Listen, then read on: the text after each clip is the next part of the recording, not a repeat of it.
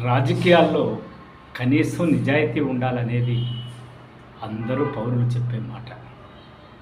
ఇప్పుడు ఇద్దరు నాయకులు 2 అబద్ధాల గురించి ఇప్పుడు మనము మాట్లాడుకుందాం.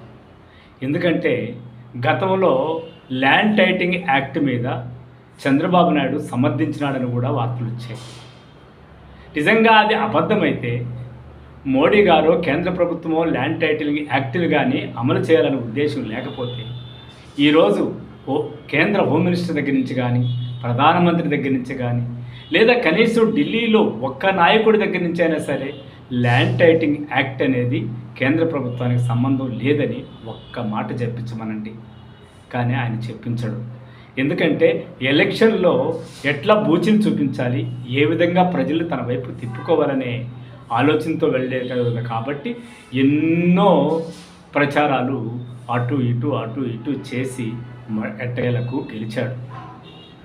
కానీ ఇప్పుడు ఆ యొక్క మాటను తప్పుకోలేకుండా ఇప్పుడు ల్యాండ్ టైటిలింగ్ యాక్ట్ అనే దాన్ని రద్దు చేస్తున్నాను అన్నాడు.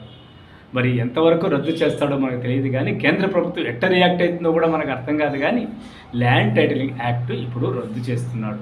గతం మాట మరిచిపోయి నిన్న ప్రజలకు ఇచ్చిన మాట ప్రకారం నేను రద్దు చేస్తున్నాననేది ఆమోదయోగ్యమైన విషయమే. కానీ ల్యాండ్ టైటిలింగ్ యాక్ట్ గురించి ఇంతవరకు సామాన్య ప్రజలకు సరైన సమాచారం కూడా లేదు. అయినా వార్త అనేది మొత్తం ప్రతి గుడిసె నుంచి మేడల వరకు వెళ్ళిపోయి ఆ యొక్క ల్యాండ్ టైటిలింగ్ యాక్ట్ యొక్క దుష్ప్రచారమే వైసీపీని పూర్తిగా మొటమాయం చేసే స్థితికి తీసుకెళ్ళింది. సరే, ఇది బాగుంది. ల్యాండ్ టైటిలింగ్ యాక్టు అప్పుడు సమర్థించాడు, ఇప్పుడు రద్దు చేస్తున్నాడు. ఇవన్నీ రాజకీయ నాయకులు చేసే గిమ్మిక్కుల్లో సాధారణమే అనుకుందాం. మరి వైసీపీ నాయకుడు గత ప్రభుత్వాన్ని నడిపినటువంటి మాజీ ముఖ్యమంత్రి జగన్మోహన్ రెడ్డి రాజధాని విషయంలో ఏం చెప్పాడు?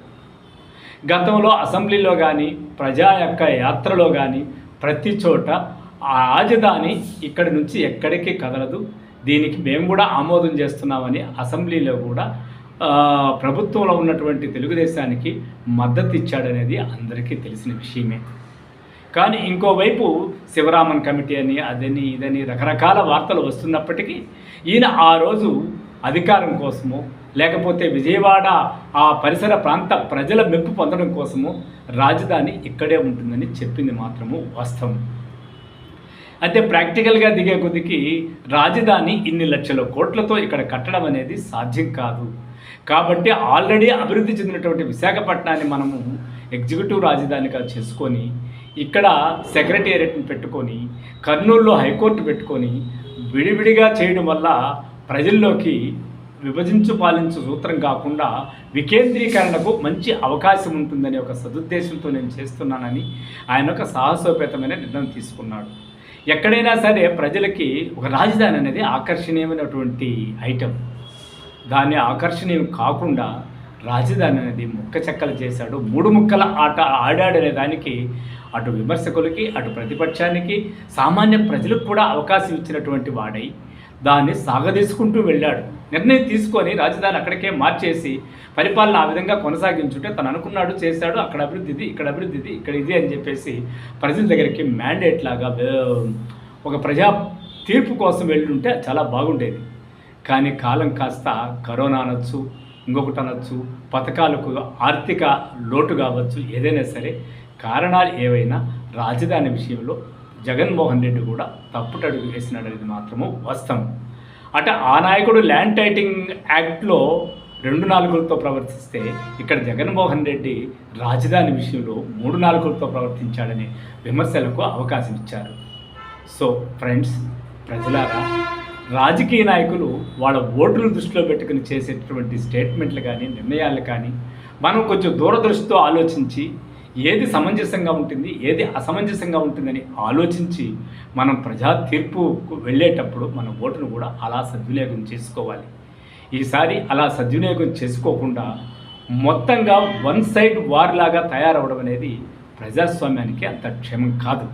ఇక్కడ మీరు అనుకోవచ్చు, మాట్లాడి లాస్ట్లో మళ్ళీ జగన్మోహన్ రెడ్డి సమర్థిస్తున్నా అంటే మనం చేయగలిగింది ఏమీ లేదు.